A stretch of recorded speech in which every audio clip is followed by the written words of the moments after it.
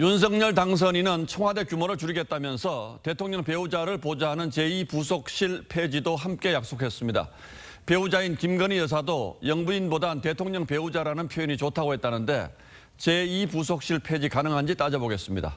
자, 최원희 기자, 청와대 제2부속실은 정확히 어떤 일을 하는 곳입니까? 네, 청와대 부속실은 둘로 나뉩니다.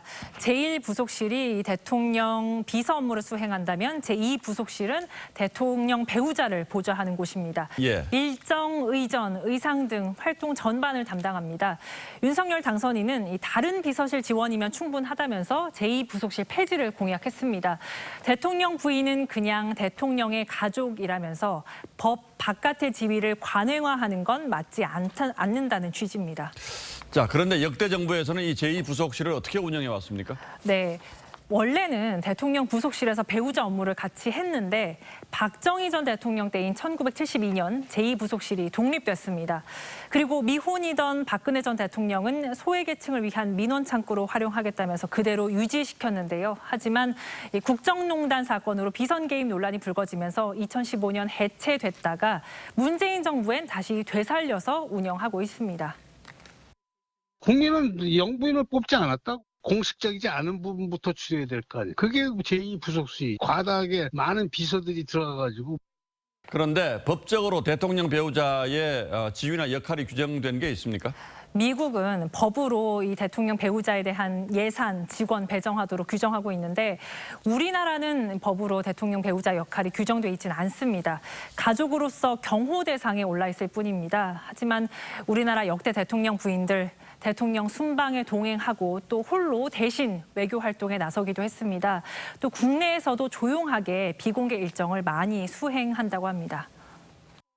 해외 정상회담 같은 경우에 부부 동반하는 경우에 필수적으로 가야 하는 의전적인 차원이 있고. 자, 좋습니다. 그러나 뭐 대통령 배우자의 역할도 현실적으로 분명히 있긴 한데 지원 조직을 무조건 없애는 것만이 능사는 아니지 않겠습니까? 네, 그렇습니다. 이 노무현 정부 청와대에서 제2부속실장을 지낸 전재수 의원 오늘 통화를 해봤는데 부속실을 없애면 다른 실의 인력과 예산을 늘릴 수밖에 없을 것이라고 했습니다. 대통령 부인은 상징적인 의미를 가질 수밖에 없고 발언 하나, 옷 하나 모두 메시지가 될 수 있기 때문에 이를 도울 사람이 필요하다는 겁니다. 김건희 여사도 소외계층 등 성장의 그늘에 계신 분들 문제 고민하겠다면서 이 활동 의지를 내비쳤죠. 기구를 없애면서 기능을 수행하는 절충이 어려워 보이지만 결국 당선인의 생각과 의지에 달려 있다고 볼 수 있습니다. 예, 영부인이라는 호칭도 안 쓰겠다고 했다고 하는데 원래 이 영부인이라는 호칭을 쓰도록 되어 있습니까? 대통령 호칭에 대한 법적 정의는 없습니다. 우리가 흔히 쓰는 영부인, 이것도 대통령 부인을 뜻하는 말이 아닙니다.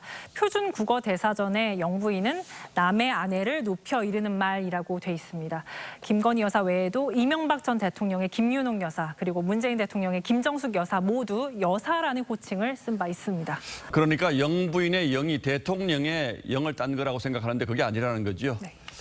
예, 이번 대선에서 후보 배우자를 둘러싼 논란이 워낙 컸었기 때문에 처음부터 조심하는 분위기 같습니다만 그렇다고 꼭 필요한 기구나 예산을 함부로 없애면 다른 문제가 또 발생할 수 있을 겁니다. 현실을 바탕으로 첫 단추부터 잘 꿰기를 바라죠.